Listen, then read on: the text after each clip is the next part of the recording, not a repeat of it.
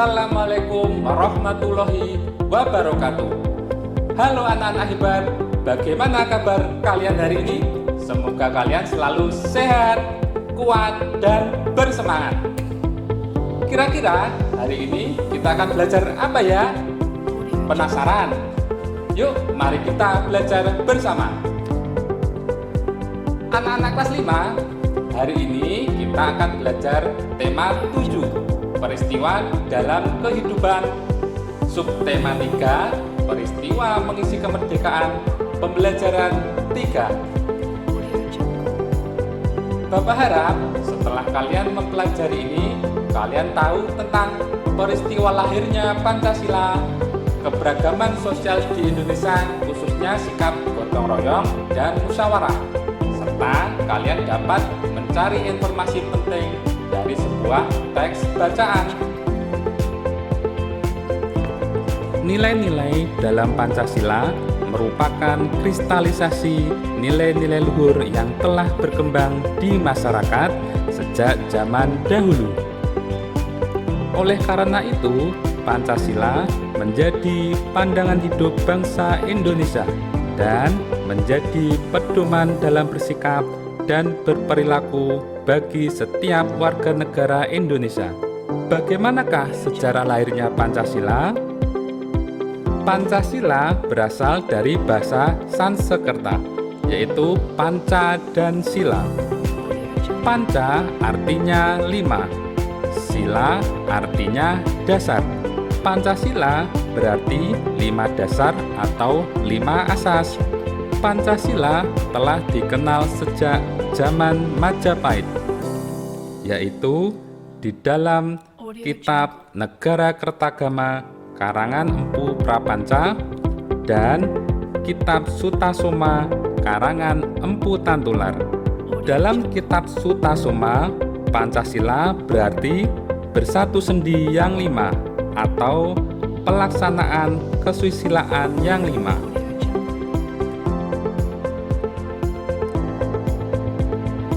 Lahirnya Pancasila sebagai dasar negara Indonesia terjadi pada saat sidang pertama BPUPKI atau Badan Penyelidik Usaha Persiapan Kemerdekaan Indonesia.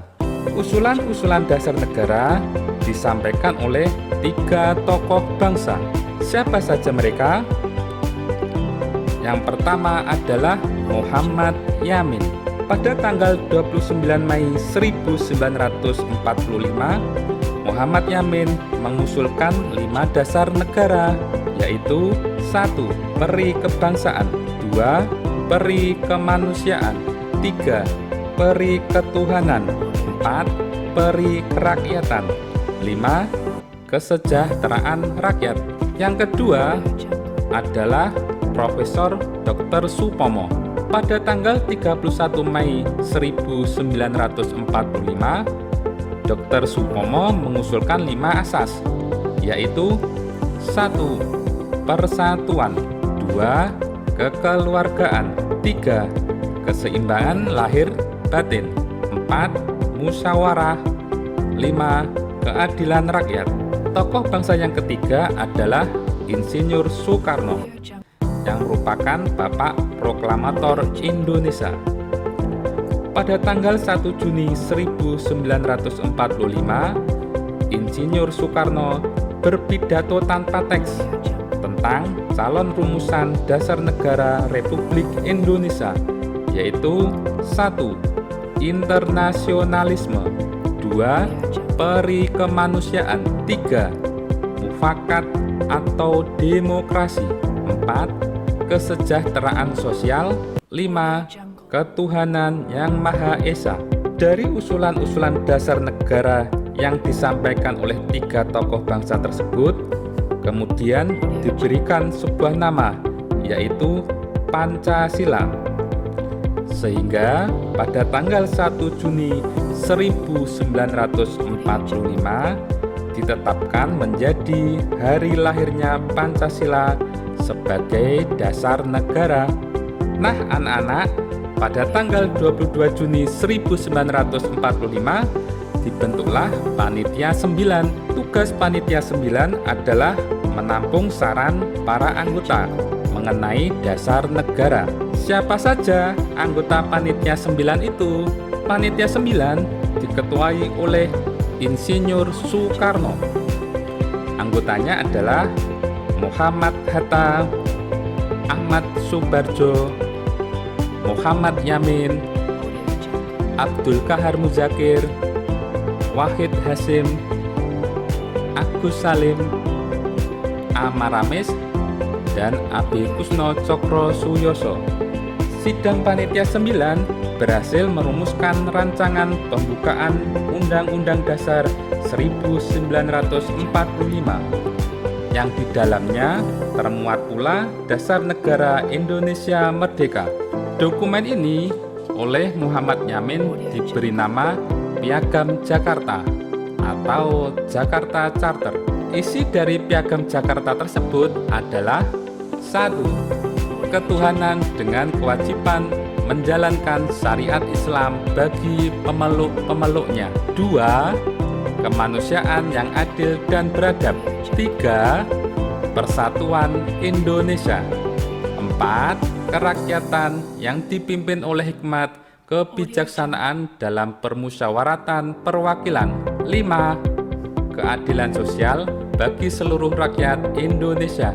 Kemudian, pada tanggal 18 Agustus 1945, disahkanlah Undang-Undang Dasar 1945 pada sidang PPKI atau Panitia Persiapan Kemerdekaan Indonesia, termasuk pembukaan Undang-Undang Dasar 1945. Di dalam pembukaan Undang-Undang Dasar 1945 termuat isi rumusan prinsip dasar negara yang disebut Pancasila, tepatnya pada alinea 4 yang berbunyi sebagai berikut. 1. Ketuhanan yang Maha Esa. 2. Kemanusiaan yang adil dan beradab. 3.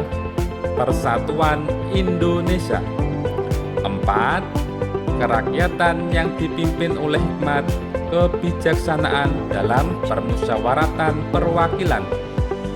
5. Keadilan sosial bagi seluruh rakyat Indonesia.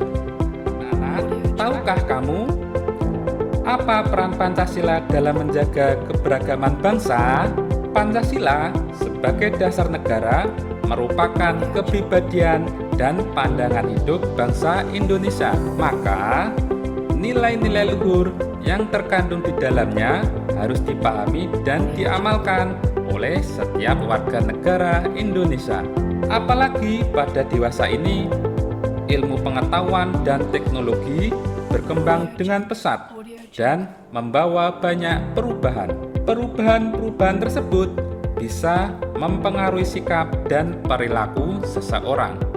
Dalam Pancasila terdapat nilai-nilai luhur dan budi pekerti, sebuah nilai yang menunjukkan adanya perilaku dan sikap kerukunan serta kerjasama dalam masyarakat yang beragam. Salah satunya yaitu dengan hidup gotong royong. Gotong royong adalah mengangkat secara bersama-sama atau mengerjakan sesuatu secara bersama-sama. Apa ya nilai yang terkandung dalam gotong royong? 1. Kebersamaan. 2. Persatuan. 3. Rela berkorban. 4. Tolong menolong. Dan 5. Sosialisasi. Lalu, apa manfaat gotong royong itu? Yang pertama, pekerjaan berat akan menjadi lebih ringan. Yang kedua, waktu pengerjaan menjadi lebih cepat. Yang ketiga, meningkatkan rasa persatuan dan kesatuan. Yang keempat, membina hubungan sosial yang baik. Dan yang kelima, menumbuhkan sikap tolong-menolong dan kekeluargaan. Anak-anak, kehidupan warga Indonesia yang beragam menuntut warganya untuk mengembangkan cara agar dapat menjaga keutuhan dan kerukunan warganya. Salah satunya yaitu dengan melakukan musyawarah. Musyawarah mufakat adalah cara untuk mengatasi masalah dalam keberagaman. Apa itu musyawarah?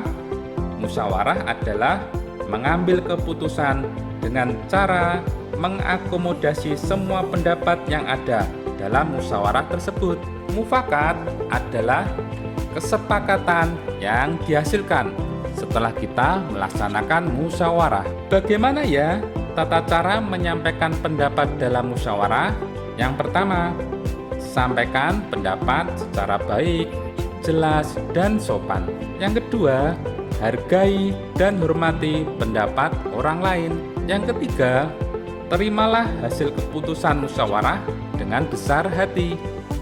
Dan yang keempat, laksanakanlah hasil keputusan dengan penuh tanggung jawab. Lalu, apa saja manfaat musyawarah? Manfaat musyawarah yaitu dapat menyelesaikan masalah sulit yang tidak bisa dipecahkan sendiri. Musyawarah untuk menyaring pendapat-pendapat agar memperoleh pendapat yang paling baik. Musyawarah juga dapat memberikan dorongan kepada masyarakat agar hidup rukun dan bersatu. Dan musyawarah dapat digunakan untuk memilih pemimpin atau pengurus, dasar, tujuan, program, dan sarana memecahkan masalah. Ya anak-anak, dari materi yang sudah saya sampaikan, dapatkah kamu menemukan informasi penting pada materi tersebut? Nah, informasi penting apa yang kalian temukan pada materi tadi? Sebelumnya, kalian harus tahu nih, apa itu informasi penting? Informasi adalah sekumpulan fakta yang menggambarkan peristiwa atau kejadian tertentu. Manfaat informasi yaitu mengetahui atau memahami suatu hal. Cara memperoleh informasi dari teks yaitu dengan cara 1. Membaca judul teks. 2. Membaca teks dengan cermat untuk mengetahui isi teks. Dan ketiga, membuat daftar pertanyaan untuk setiap paragraf sehingga mempermudah dalam memperoleh informasi dari teks. Salah satu cara untuk menyajikan informasi penting dari teks adalah dengan peta pikiran. Langkah pertama, kalian tuliskan judul di tengah. Kemudian, kalian beri cabang yang berisikan pertanyaan adik Simba. Apa itu adik Simba? A. Apa? Digunakan untuk mencari tahu apa yang terjadi. Di mana? Digunakan untuk mencari tahu di mana kejadiannya. Kapan? Digunakan untuk mencari tahu kapan terjadinya. Siapa? Digunakan untuk mencari tahu siapa yang terlibat. Mengapa? Digunakan untuk mencari tahu mengapa hal itu terjadi. Bagaimana? Digunakan untuk mencari tahu bagaimana terjadinya. Dan satu lagi yaitu berapa. Berapa digunakan untuk mencari tahu berapa banyaknya. Oke anak-anak, carilah informasi penting yang terdapat pada sebuah bacaan. Lalu buatlah peta pikirannya.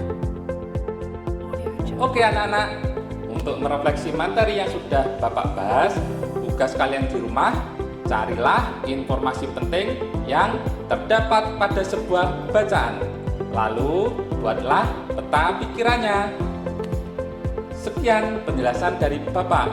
Selamat belajar anak-anak, meskipun dari rumah harus tetap semangat ya.